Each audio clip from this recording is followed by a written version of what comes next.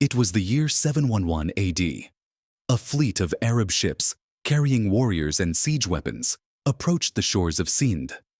At their helm was a young general, just 17 years old, but destined to carve his name in history, Muhammad bin Qasim.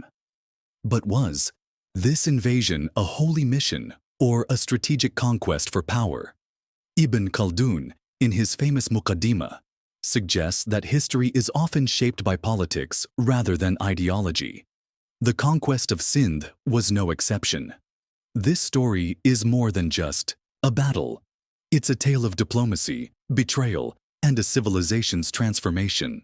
The cause of the Arab invasion can be traced to a series of events, both political and economic.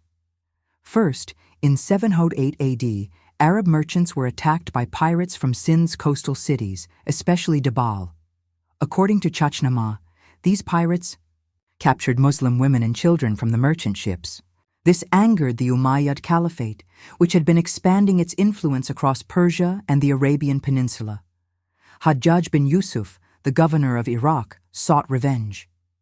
He dispatched a well-equipped army led by Muhammad bin Qasim to punish the Sindhi ruler Raja Dahir and secure control over the rich trade routes that ran through Sindh.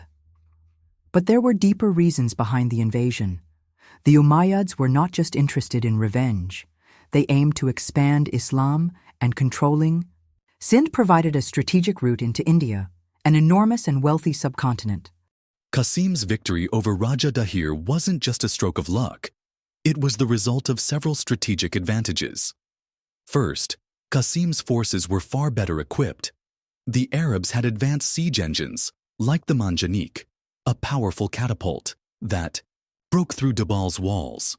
Additionally, Qasim's army was disciplined and well-coordinated, while Raja Dahir's forces were weakened by internal rivalries. According to Chachnama, when Qasim arrived at Dabal, a local informant revealed that the Sindhi defenders were weak in certain areas.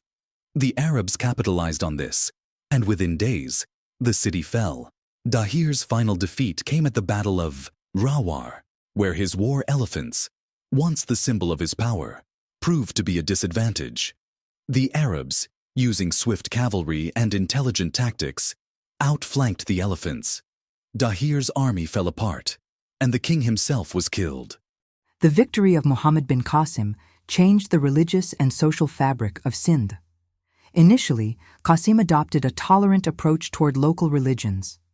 Chachnama records that temples were protected, and Hindus, Buddhists, and Jains were allowed to practice their faiths, but were required to pay the jizya tax.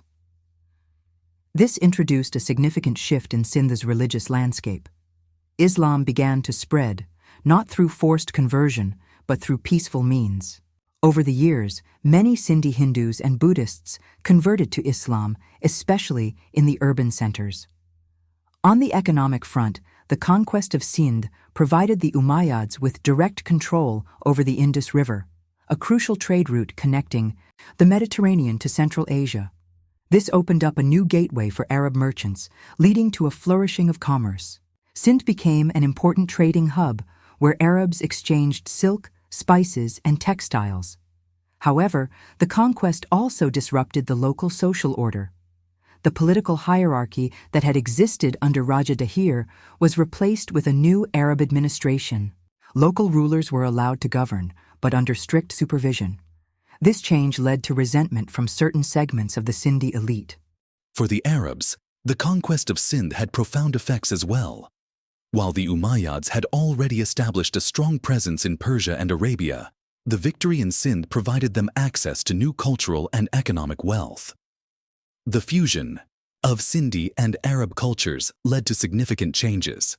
The Arabs were introduced to the region's advanced irrigation systems, especially along the Indus River, which contributed to agricultural growth. Al-Masudi, a famous Arab historian, notes that the Sindhi water management techniques were far superior to what the Arabs had known. Moreover, the intellectual exchange was profound. The conquest also meant the establishment of Islamic schools of thought in Sindh, leading to new centers of learning. It was here that many Persian scholars and Arabic scholars began collaborating. further advancing Islamic knowledge in medicine, astronomy, and mathematics. Socially, the Arab military elite established a presence in Sindh cities, forming a new class of rulers and administrators. Over time, many Sindhi families integrated into the Arab social order, marrying into the local population and adopting Islam.